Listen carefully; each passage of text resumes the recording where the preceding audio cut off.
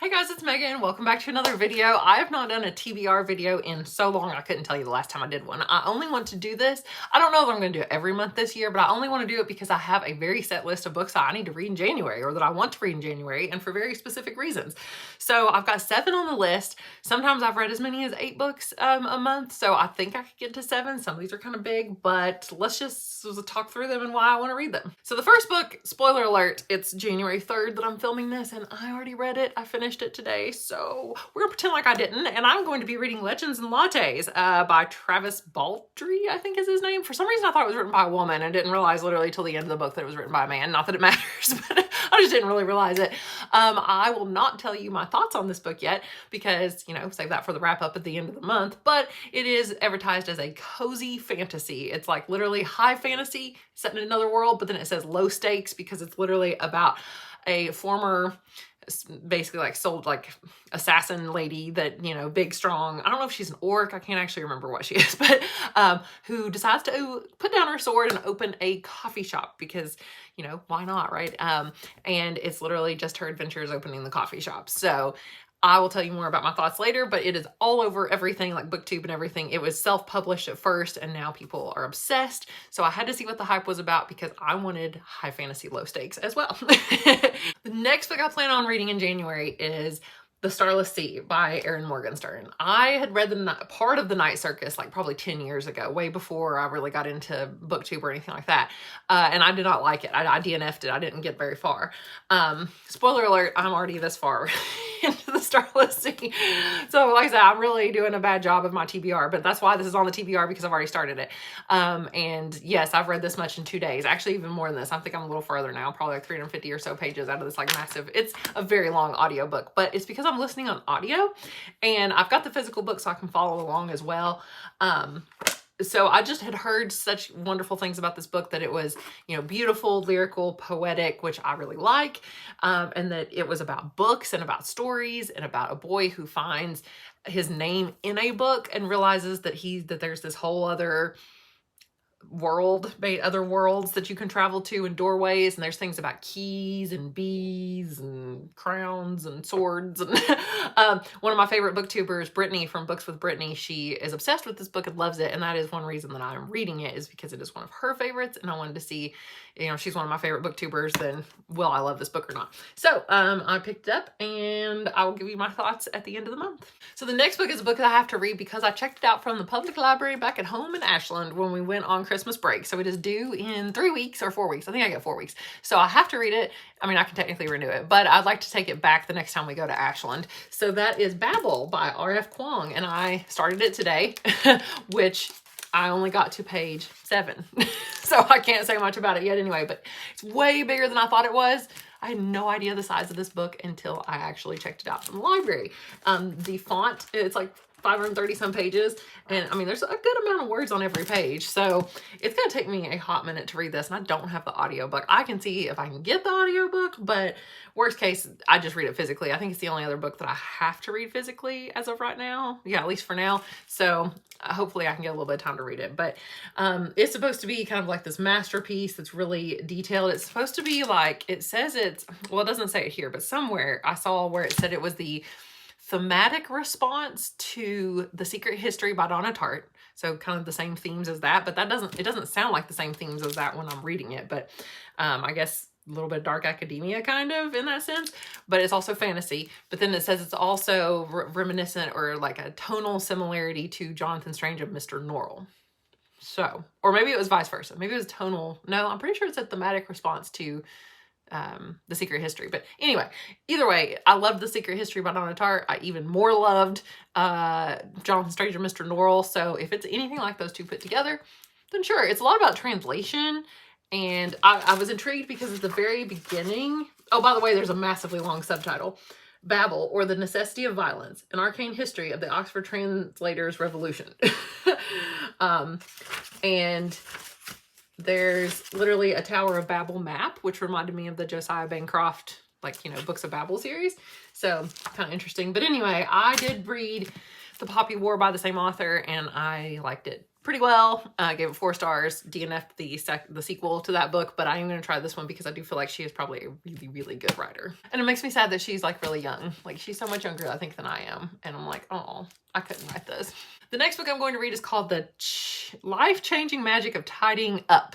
And I'm going to read this because I'm doing the Buzzword Challenge from Books and Lala, where every single month you have to read a book with a certain word in the title or a certain type of word in the title. And for January, it is that you have to pick a book that has either life or death in the title. So I looked through Goodreads and looked through every book that had life in the title on my TBR and looked through all the books that had death in the title and then my TBR. And this one stood out to me most because 1, it was short. 2, it's an audiobook through my, and 3, it was available through my library like unlimitedly, so I don't even have to wait for it.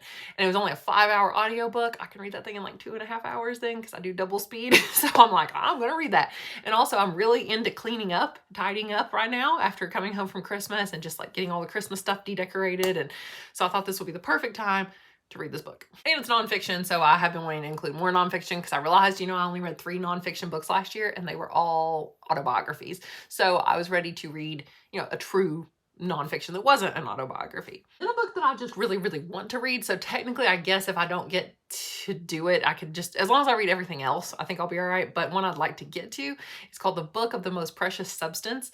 I can't remember the author's name, but it is highly recommended by Kayla from Books and Lala, and it was one of her favorite books of the year. She said it was super weird, apparently, and I can't even remember what it's about. Like, it is so apparently bizarre. Like, it's literally about a book. That's like they discover a book about a book kind of thing again. And I love books about books, but apparently this one's super weird. And I don't know. I like weird books, so I'm going to give it a shot. So 2 books to go. The next book I'm for sure going to read, I don't have it in my hands yet, but I have a physical copy arriving January 17th because that's the day that it comes out. And that is How to Sell a Haunted House by Grady Hendrix. So last year I read 3 books by Grady Hendrix. I read My Best Friend's Exorcism and loved it. It's what hooked me on his books. Then I read Horror Store, which was my least favorite, but like it wasn't bad. The premise was good, just the execution, or not even the execution, just like kind of the ending and where it went. It wasn't like super thrilling or scary like it was supposed to be. But My Best Friend's Exorcism was actually kind of scary. Then I read the Southern Book Club's Guide to Slaying Vampires, which I thought was decent, but not as good as My Best Friend's Exorcism.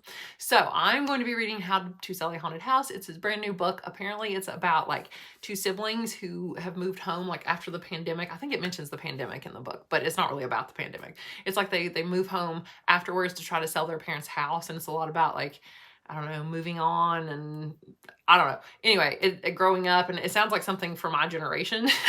So I just kind of want to see what it's about. And I love his books because they're scary, funny, have good themes in them. It's like all you could ever want. Like how they're not all TV shows. I think the Exorcism one's going to be made into a TV show. But anyway, so I'm so excited. January 17th, the physical book will be in my hands, which means actually I guess I have to finish Babel before the 17th. We'll see if that's doable. The final book I want to read, the 7th book on the list, we'll see if, once again, if I get time. If I don't, no big deal. But my library, I am like next in line for this book. So I know I'm going to be able to get it in January. I've actually been able to get it for a long time. I keep postponing it. So I know I'm next in line like every single time. I'm like, postpone, because I've not had time to read it. But I wanted to get a physical copy of this book so that I could read along with it because it is fantasy. And I keep saying that I can't do fantasy audiobooks because then I just can't follow the names and places and characters. And I can't look at maps and appendices and anything else. And I get lost. And trying to listen on 2 times speed is not helping me any. So anyway, it is The Lives of Loch Lamora by Scott Lynch. And I'm reading this because some of my favorite booktubers, this is one of their favorite books. Murphy, from Murphy Napier, who literally I think lives like an hour away from me actually. This is one of her favorite books. Reagan from Peru's Project also loves this book. I believe that Leanna from Leanna's Library also loves this book. So, I mean, it literally is blurred by George R. R. Martin on the front. It's a trilogy. Yes, a trilogy. Oh, wow. That is smoky smelling there. This one's from the public library. But anyway, it's really long. It's like 500 pages and they're very tall pages. But I believe it is high fantasy, except it's not really about a high fantasy like world. I think, yeah. It says it's like a fantasy version of Ocean's 11, where there's a con man, it's a basically like a heist story is what I gather. So it's a family of like orphans or something. They're passing themselves off as petty thieves. The brilliant Loch and his tightly knit band of light-fingered brothers have fooled even the criminal underworld's most feared ruler. But there is someone in the shadows more powerful and more ambitious than Loch has yet imagined. I mean, apparently he has extraordinary talent. Okay, I love con artist. I love Ocean's 11. So a fantasy version of Ocean's 11 sounds like it could be one of my favorite books of all time.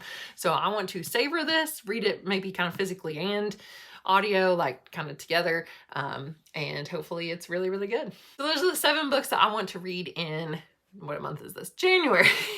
We'll see if I get to all 7 or not. If not, no big deal. There's only a few that I actually absolutely have to get to, but I can always put off like Lies of Loch and Lamora. Could technically wait. Well, that's really the only main one that can wait. All right, so wish me luck in getting through those. Let me know if you have read any of these books and what you think about them, and if you think I will like them. Should I just like give up on some of them now? But anyway, alrighty, I will talk to you guys again soon. Bye.